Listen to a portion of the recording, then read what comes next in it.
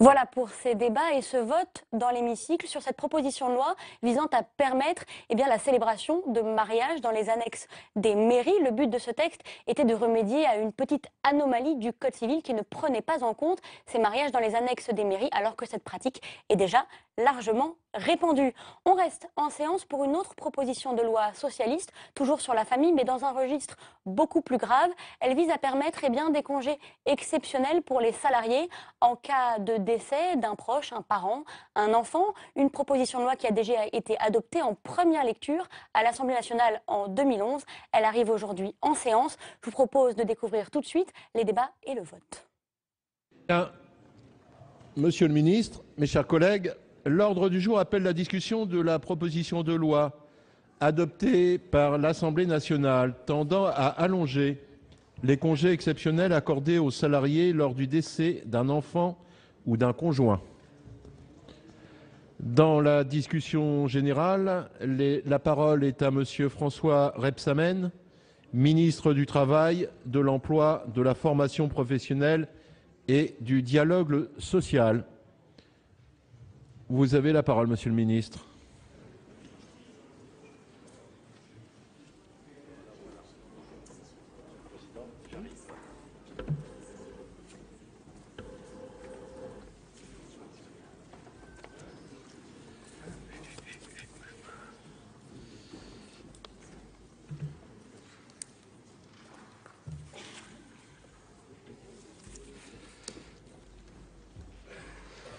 Merci, Monsieur le Président, Mesdames, Messieurs les sénateurs, Monsieur le rapporteur. Voilà, il s'agit donc d'une proposition de loi dont le but est d'allonger les congés exceptionnels, sujet important, sensible, accordés aux salariés lors du décès d'un enfant ou d'un conjoint. C'est donc un sujet, comment dire, éminemment sensible, qui nous réunit à cet instant. Aujourd'hui, le décès d'un proche est toujours une épreuve, quelles qu'en soient les circonstances, une épreuve qui nous a tous touchés directement ou indirectement. Et donc il appartient, je le crois en tous les cas, à la société tout entière de manifester tout à la fois sa solidarité, mais aussi son empathie, on va dire, face à la douleur d'une mère, d'un père ou d'un conjoint. Et donc, cette solidarité, elle doit se traduire par des droits, le droit notamment à des congés, période de congés exceptionnels d'une durée que j'appellerais décente.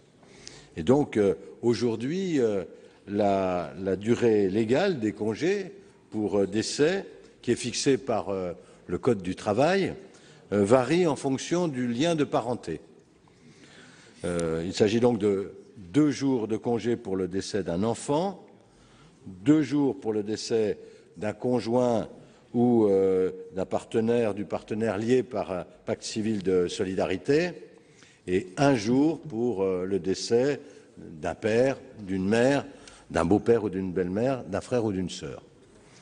Dans tous les cas, il faut le rappeler, les congés exceptionnels pour décès qui sont assimilés à des jours de travail effectifs sont donc à la charge de l'employeur et ne peuvent excéder 2 jours. Telle est la réalité aujourd'hui.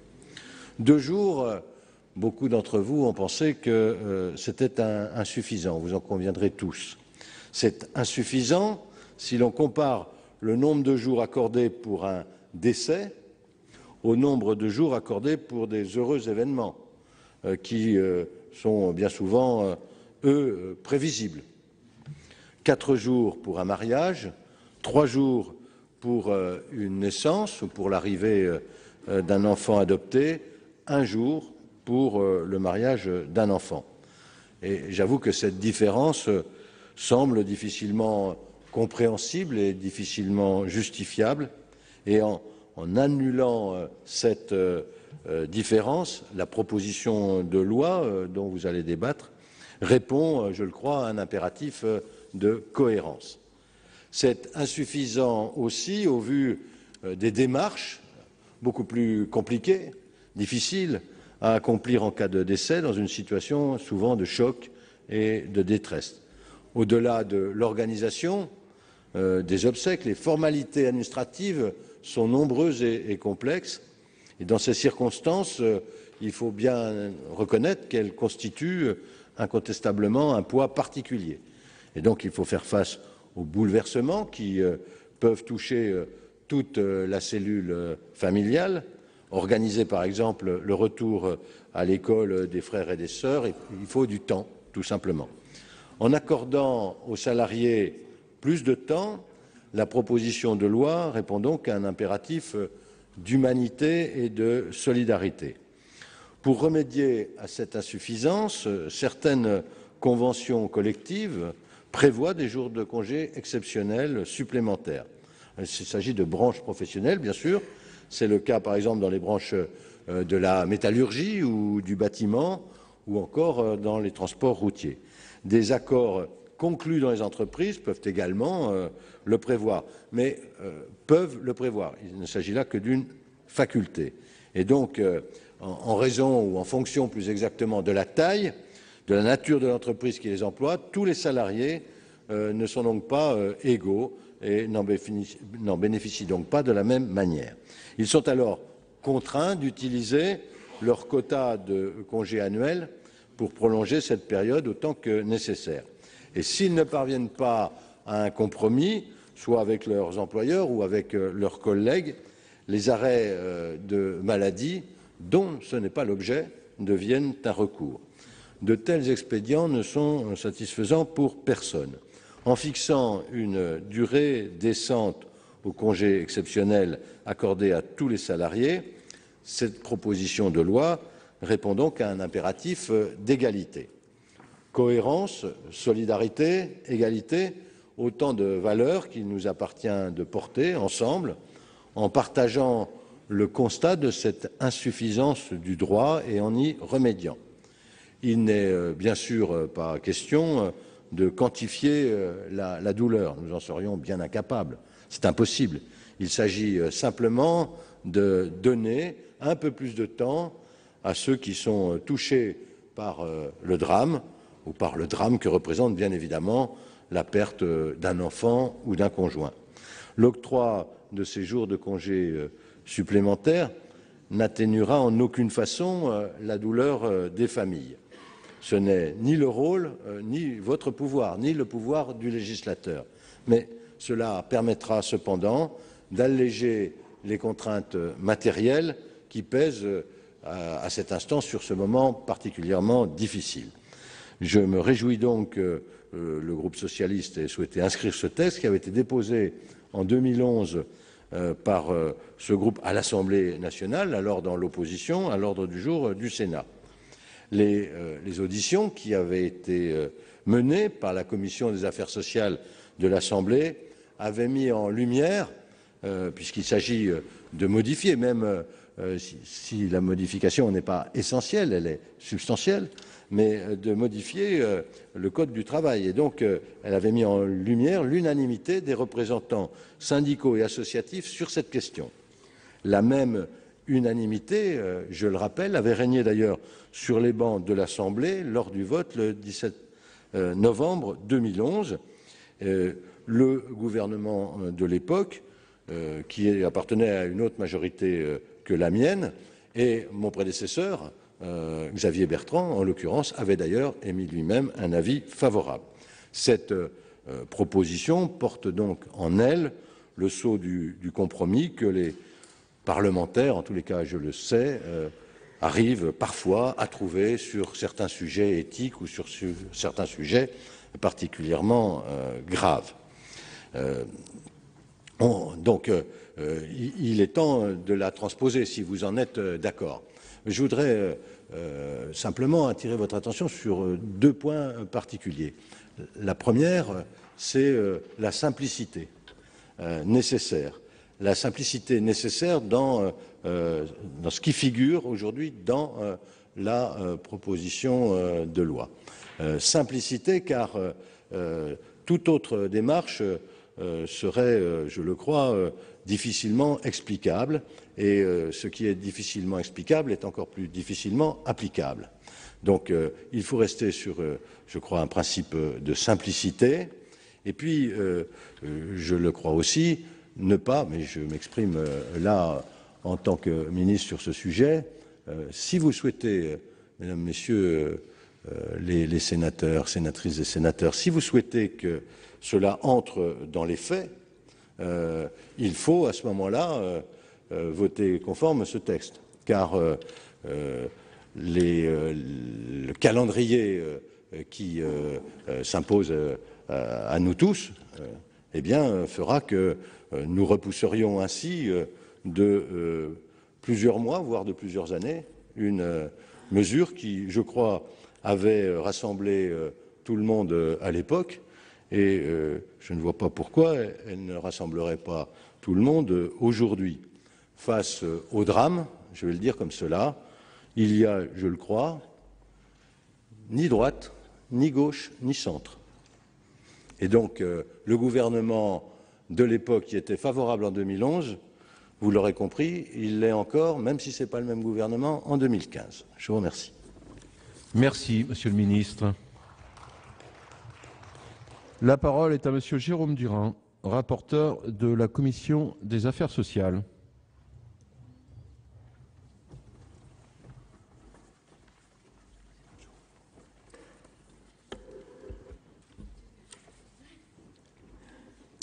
Monsieur le Président, Monsieur le Ministre, mes chers collègues, il y a près de 40 ans, les partenaires sociaux s'accordaient sur la possibilité pour les salariés de s'absenter de l'entreprise pour faire face à des événements importants, heureux ou malheureux, de leur vie professionnelle, sans effet sur leur rémunération ni sur leur congé. Il y a près de 9 ans, le Sénat décidait, sur le rapport de son président de la Commission des affaires sociales d'alors, Nicolas About, d'allonger le congé accordé en cas de décès du conjoint ou d'un enfant. Il y a près de 3 ans et demi, l'Assemblée nationale, par l'adoption d'une autre proposition de loi, déposée par Mme Michèle Delaunay, décidait à son tour d'allonger ses congés. Tel est le parcours singulier du texte aujourd'hui soumis à l'examen du Sénat. Cette proposition de loi, adoptée en 2011 par l'Assemblée nationale, porte de 2 à 3 jours la durée du congé en cas de décès du conjoint ou du partenaire de PACS, et de 2 à 5 jours la durée du congé accordé en cas de décès d'un enfant. Quels sont les éléments qui motivent l'intervention du législateur? Je voudrais écarter d'emblée l'idée d'apporter une compensation de quelque manière à la douleur ressentie par les familles. Combien de temps faut-il pour affronter un deuil? La loi ne peut avoir de réponse à cette question. Aussi, notre commission n'est-elle pas entrée dans un débat établissant une hiérarchie pour le moins délicate entre les épreuves qui peuvent affliger les salariés, tant elles touchent à leur histoire personnelle ou à leur intimité. Elle a simplement considéré qu'un congé de 2 jours était trop bref pour permettre aux salariés de faire face, dans de bonnes conditions, aux conséquences du décès, pour assurer l'organisation des obsèques notamment. Elle a par ailleurs noté que la durée du congé était moins élevée en cas de décès des plus proches qu'en cas d'événements heureux, mais surtout, le plus souvent, prévisibles. Mariage, naissance. Elle a surtout souhaité, selon la logique de socle minimal de droit que constitue le Code du travail, rétablir une forme d'équité entre les salariés couverts par des accords collectifs, souvent plus favorables, que le ministère du Travail évalue à 9,5 millions de salariés, soit 40%, et ceux qui ne relèvent d'aucune branche professionnelle ou d'une branche où le dialogue social est peu fructueux. Naturellement, nous aurions pu souhaiter aller plus loin et apporter davantage de garanties aux salariés. La question du concubin, ou des parents, ou d'autres proches, s'est évidemment posée.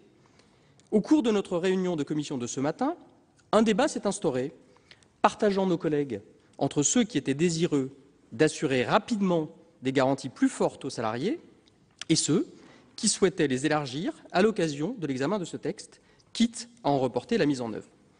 À titre personnel, je pense que notre première responsabilité est de faire aboutir rapidement ce texte. Voilà quels sont donc les motifs de l'intervention du législateur. Le texte qui nous est soumis a été amendé en commission des affaires sociales à l'Assemblée nationale. À la différence de la proposition initiale, il ne distingue pas selon que l'enfant est à charge ou non, et ne prévoit pas d'augmentation en cas de décès d'autres parents proches, parents, beaux-parents, frères et sœurs. Ainsi modifié, le texte a fait l'objet d'un très large consensus qui a permis son adoption à l'unanimité à l'Assemblée nationale le 23 novembre 2011. Notre commission soutient cette amélioration des droits des personnes affligées par le décès d'un proche et vous recommande d'adopter ce texte. Elle souhaite naturellement que, comme elle l'a fait le 25 mars dernier, le Sénat puisse se prononcer à l'unanimité. Je vous remercie. Merci, Monsieur Jérôme Durain. Dans la suite de la discussion générale, la parole est à Madame Aline Archimbaud pour 6 minutes.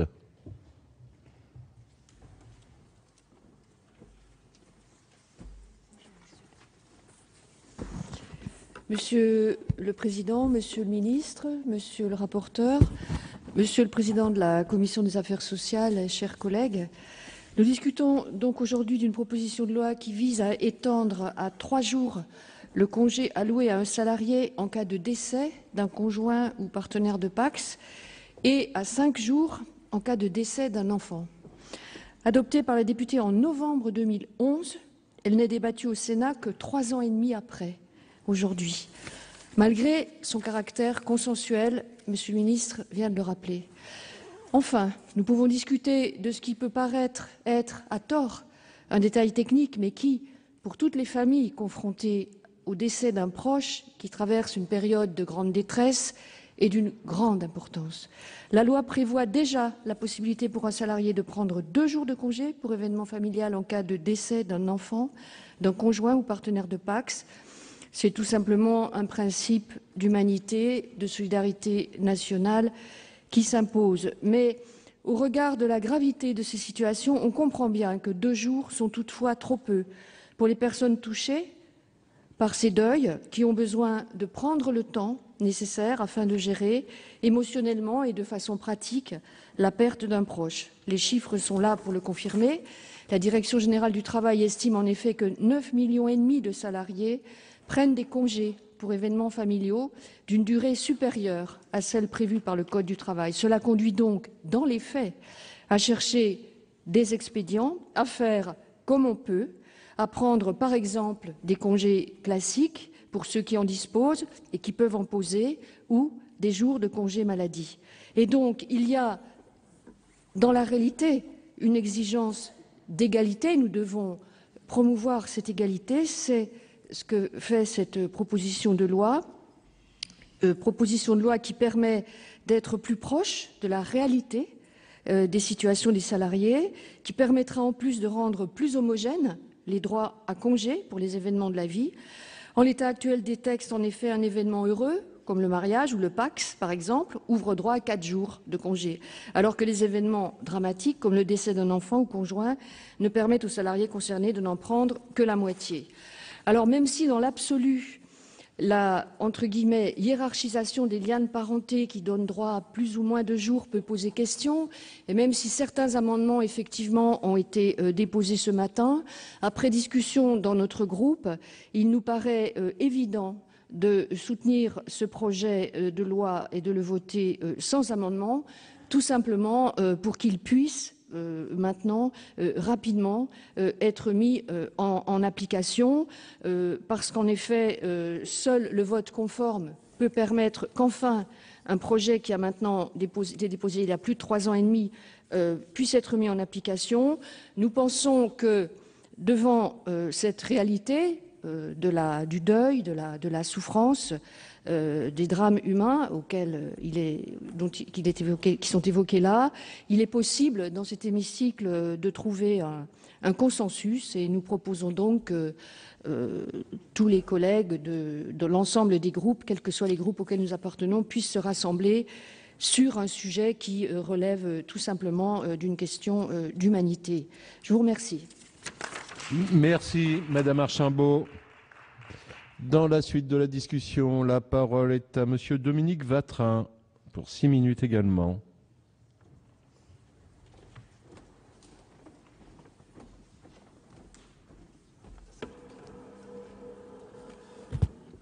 Monsieur le Président, Monsieur le Ministre, Monsieur le rapporteur, mes chers collègues, Chacun connaît, pour l'avoir vécu, la douleur qui suit le décès d'un proche, douleur encore plus vive lorsqu'il s'agit d'un membre de sa famille. Ces événements qui jalonnent la vie de toute famille sont inégalement surmontés par chacune et chacun d'entre nous en fonction des liens qui unissaient la personne décédée à ceux qui restent. Mais ils sont d'autant mieux supportés si la personne peut engager sereinement un travail de deuil. Actuellement, l'article L3142-1 du Code du travail prévoit des durées variables d'autorisation d'absence exceptionnelle sans perte de salaire en fonction du lien de parenté du ou de la salariée avec la personne défunte. Ces durées sont souvent très insuffisantes à maints égards, compte tenu des difficultés pour organiser des obsèques dignes et accomplir les formalités administratives. Les difficultés rencontrées sont d'autant plus grandes en cas d'éloignement du salarié et de la personne décédée ou du lieu prévu pour les obsèques. Si certaines conventions collectives et la pratique d'employeurs bienveillants compensent les manques du dispositif législatif, il n'en reste pas moins que nombre de salariés sont parfois plongés dans la détresse d'un décès sans bénéficier de tout l'accompagnement nécessaire. Ceci n'est pas acceptable. Souvent, dans une telle situation, les salariés n'ont pour seule solution que de demander à leur médecin un arrêt maladie pour pouvoir assister aux obsèques. Par ailleurs, cet article du Code du travail comporte des injustices inacceptables. Je vais prendre quelques exemples. Comment comprendre qu'un salarié bénéficie de 4 jours de congé pour son mariage ou pour la conclusion d'un pacte civil de solidarité depuis la loi de 2014, mais que le décès du partenaire du PACS ou du mariage n'ouvre droit à seulement 2 jours de congé. Il y a là une injustice sociale qui se double d'une rupture d'égalité entre les salariés du privé et les agents de la fonction publique. Nous regrettons par conséquent qu'à la différence de la proposition initiale de Madame Delaunay, le texte soit réduit aux situations de décès d'un enfant ou du conjoint et partenaire liés par le PACS. La proposition de loi n'évoque plus les décès des parents et beaux-parents, ni des enfants, contrairement au texte de 2011. C'est pourquoi nous soutenons l'amendement visant à porter à 3 jours la durée du congé exceptionnel accordé aux salariés en cas de décès du père ou de la mère. Nous regrettons enfin la suppression des jours de congé exceptionnels pour les enfants à la charge des salariés.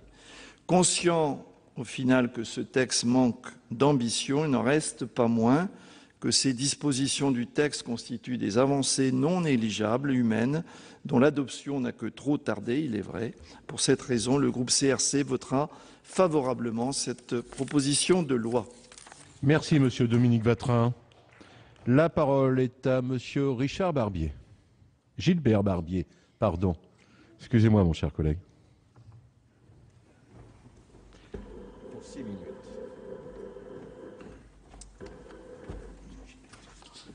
Monsieur le Président, Monsieur le Ministre, Monsieur le Vice-président de la Commission, Monsieur le rapporteur, bon, j'ai bien entendu les orateurs précédents et Monsieur le Ministre, et bien entendu, je pense que chacun ici partage le problème que cela pose en cas de survenue d'un événement extrêmement douloureux, et il n'est pas ici de juger la quantité du malheur et de voir d'y adapter les jours obtenus.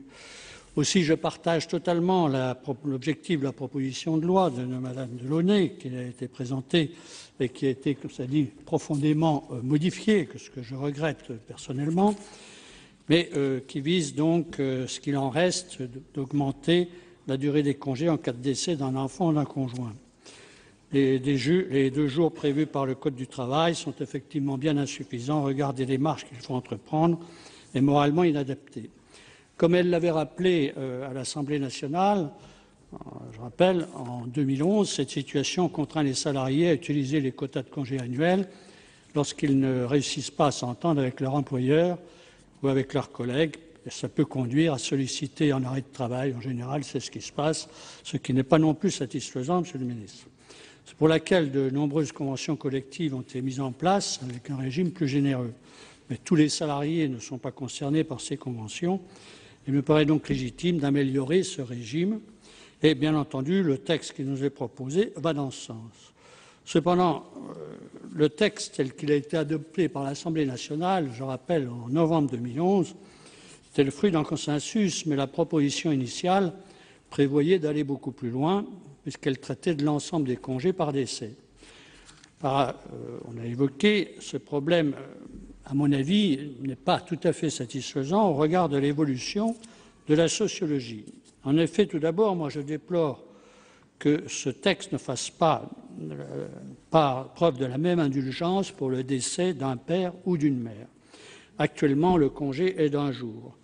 Il n'aurait pas été déraisonnable, je crois, de le porter à 3 jours, quand on sait que souvent ces personnes, quelquefois âgées, sont dans des maisons de retraite ou dans des EHPAD et que les démarches à faire occupent largement plus d'une journée. Comment peut-on organiser décemment les funérailles de son père et de sa mère et effectuer toutes ces démarches administratives dans le seul espace d'une journée? Ce n'est pas possible. Nous le savons bien. Et par ailleurs, le deuxième problème, possibilité d'étendre à 3 jours le congé en cas de décès d'un père ou d'une mère, avait été proposé par Madame Delaunay. J'en appelle à mes collègues du groupe socialiste qui ont eu réinscrit dans leur créneau cette proposition de loi, dont il faut les remercier. Madame Delaunay avait insisté à la Commission des affaires sociales de l'Assemblée nationale. Bon, ça avait été un malentendu. Je signale que concernant le père et la mère, Monsieur le ministre, je rappelle qu'à l'Assemblée nationale, vous-même avez dit en séance que le texte pourrait être rectifié par le Sénat. J'ai repris ce texte et c'est pour cela que je vous proposerai tout à l'heure cet amendement concernant le père et la mère, et également un autre problème qui a, je pense, été oublié.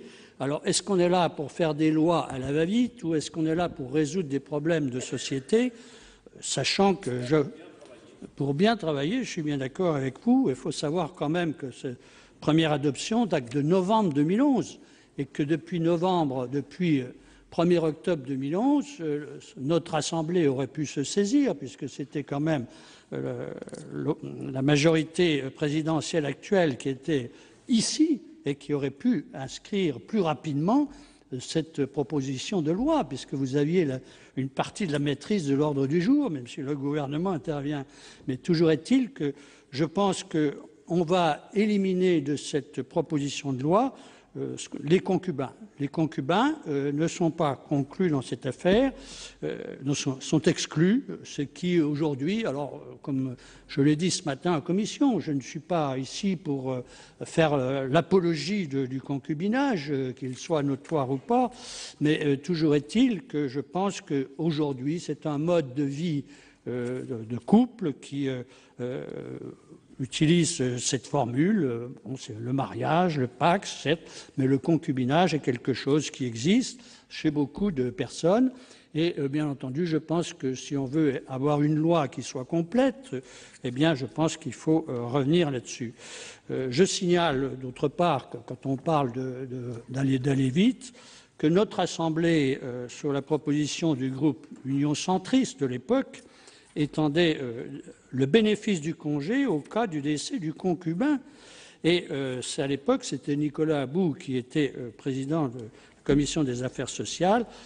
La situation du salarié qui perd son concubin ne se distingue guère de celle d'un salarié dont le conjoint ou le partenaire de PACS décède. Le grand nombre de couples qui vivent en union libre rend nécessaire une telle adaptation de nos règles, qui ne représente d'ailleurs pas une grande innovation sur le plan juridique, puisque la législation sociale assimile déjà souvent les concubins à des époux.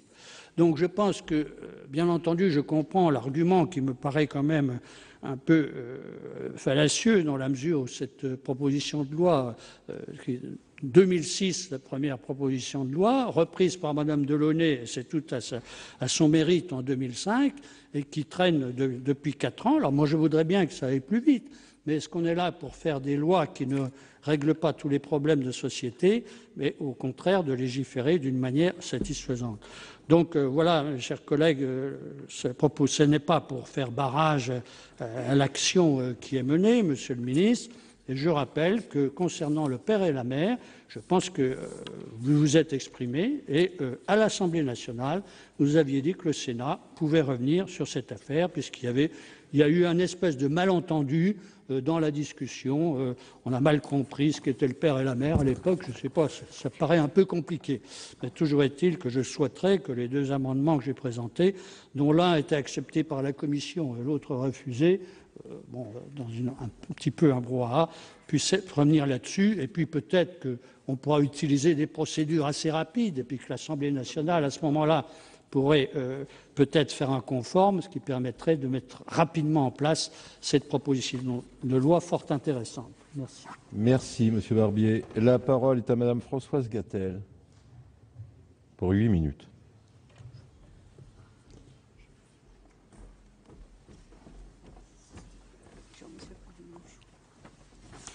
Monsieur le Président, Monsieur le Ministre, Monsieur le rapporteur, mes chers collègues.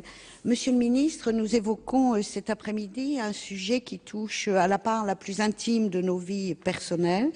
Vouloir satisfaire rapidement ce que nous appelons tous une nécessité n'empêche pas de bien faire les choses et d'entendre les propositions d'amendement de mon collègue quant à l'élargissement des propositions qui sont faites aux concubins et aux parents. Alors, en préambule de mon intervention, je souhaiterais émettre un regret quant à la lenteur parfois du processus institutionnel. En effet, nous examinons aujourd'hui, en 2015, une proposition de loi qui émane de l'Assemblée nationale, mais qui reprend un texte voté au Sénat dès 2006, à l'initiative de Nicolas About, ancien sénateur centriste. Le Sénat avait donc, Monsieur le Ministre, déjà fait preuve de ses grandes qualités d'anticipation et d'initiative. Alors, depuis 1978, effectivement, les salariés bénéficient de congés pour événements familiaux destinés à leur permettre de faire face aux événements les plus importants de leur vie personnelle, qu'ils soient heureux, comme un mariage, une naissance, ou affligeants comme les décès. Ces congés n'impactent pas leur rémunération ni leur droit à congé.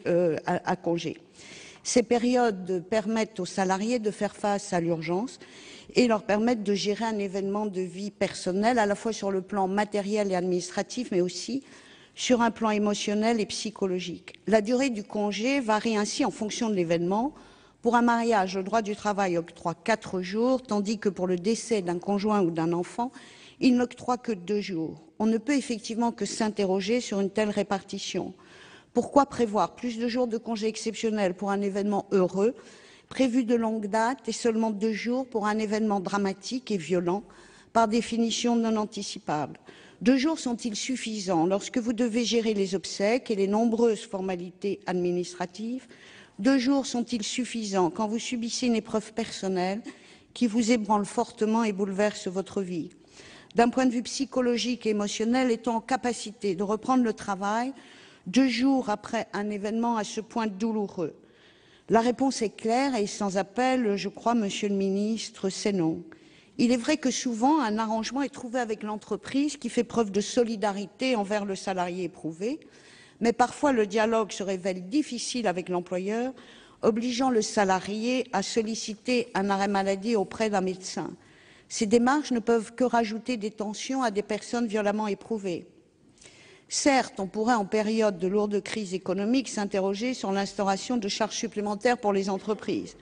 Mais les incidences de l'allongement de ce congé exceptionnel semblent objectivement trop circonscrites pour avoir une répercussion significative sur l'économie ou sur l'emploi. Déjà, parce que la proposition de loi votée par l'Assemblée nationale limite le poids de la charge en bornant l'octroi de congés exceptionnels supplémentaires au décès d'un enfant ou d'un conjoint, même si je soutiens les propositions de mon collègue M. Barbier. Et enfin, souvent, parce que les conventions collectives ou les accords de branche accordent déjà des avantages largement supérieurs aux minima prévus par la loi.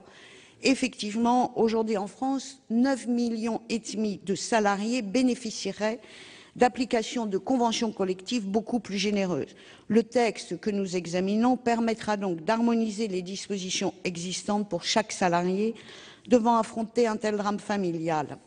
Enfin, ce projet ne concerne pas le secteur public, les fonctionnaires étant régis par des règles propres. Pour conclure, Monsieur le Ministre et mes chers collègues, je rappellerai qu'il n'y a d'entreprise que par les hommes et les femmes qui y travaillent. Si l'efficacité et la performance économique sont une exigence incontournable, l'humanisme, le respect des personnes et la solidarité sont des valeurs bien souvent ancrées au cœur des entreprises et au cœur des centristes. Aussi, notre groupe UDI-UC votera cette proposition profondément humaniste. Je vous remercie. Merci, Madame Françoise Gatel. La parole est à Monsieur Philippe Mouillet pour 6 minutes.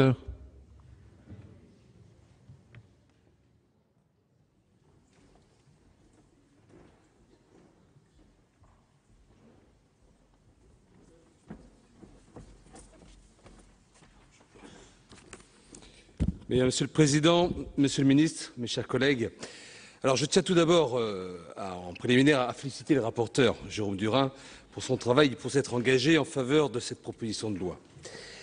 Cette proposition que nous examinons aujourd'hui a pour objet de modifier les articles du Code du travail ayant trait aux congés pour motifs familiaux pour le décès d'un enfant et pour le décès du conjoint ou du partenaire lié par un PACS. Ces congés exceptionnels dits familiaux ont été introduits dans le Code du travail par la loi du 19 janvier 1978. Ils avaient été auparavant négociés par les partenaires sociaux dans le cadre de l'accord national interprofessionnel du 10 décembre 1977. La loi du 19 janvier 1978 était venue introduire dans la législation une pratique, un usage. Comme cela a déjà été dit par les différents intervenants, cette proposition de loi déposée par Madame Delaunay en octobre 2011 est soumise à l'examen de notre Assemblée plus de 3 ans après son adoption le 23 novembre 2011 par l'Assemblée nationale, et ce, à l'unanimité. Il est étonnant que le gouvernement n'ait pas songé à l'inscrire plus tôt à l'ordre de nos travaux, d'autant plus étonnant que cette proposition vise à accroître notamment les droits des salariés dans un contexte de vie difficile. En juin 2011, rappelons également que Jean-Charles Taugourdeau, député UMP du Maine-et-Loire, avait déposé une proposition de loi dont l'objet était également d'allonger les délais accordés aux salariés dans le cas d'un décès. L'article L. 3142-1 du Code du travail prévoit que tout salarié bénéficie, sur justification d'une autorisation exceptionnelle d'absence, donc de 2 jours pour le décès d'un enfant, d'un conjoint ou d'un partenaire lié par un PACS, et d'1 jour pour le décès du père, de la mère, du beau-père, de la belle-mère, d'un frère ou d'une sœur. L'article suivant du Code du travail prévoit que ces jours d'absence n'entraînent pas de réduction de la rémunération, qu'ils sont assimilés à des jours de travail effectifs pour la détermination de la durée du congé annuel et qu'ils sont accordés sans condition d'ancienneté. Les délais de ces congés pour événements familiaux nous semblent bien courts face au bouleversement que peut représenter la perte d'un enfant ou de son conjoint. Et il est assez surprenant que des événements tels qu'une naissance, un mariage, un remariage ou la conclusion d'un PACS, moment heureux par excellence, prévisible, programmable, puissent faire bénéficier finalement les salariés d'un congé plus long de 3 ou 4 jours en fonction de la nature de l'événement.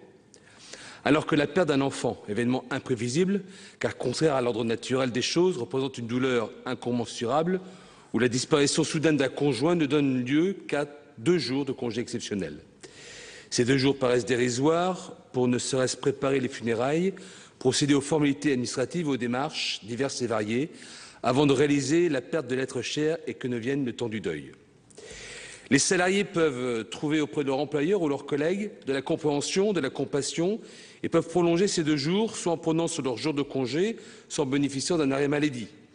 Ces situations, bien heureusement, présentent un caractère exceptionnel au sein d'une même entreprise, mais nous devons envisager les hypothèses où le salarié ne peut être soutenu dans son milieu professionnel. Ainsi, dans cette proposition de loi, il est proposé d'allonger les délais, donc pour le décès d'un enfant de 3 à 5 jours, et le délai pour le décès du conjoint et du partenaire lié par un PACS également de 2 à 3 jours. Ce matin, comme ça a été évoqué tout à l'heure, un amendement déposé par notre collègue Gilbert Barbier, adopté en commission, étend le bénéfice de ce délai de 3 jours aux concubins du salarié. Alors certes, cet amendement, s'il était adopté, bouleverserait le calendrier législatif, comme vous l'avez évoqué, Monsieur le Ministre, mais c'est aussi de la responsabilité de votre gouvernement de prévoir l'espace-temps nécessaire pour faire adopter ce texte. Et je crois que cette précision était fondamentale. Donc, nous serions amenés à soutenir, en tous les cas, l'amendement de notre collègue Barbier. Cette proposition de loi permettra une certaine harmonisation dans le secteur privé, en ce qui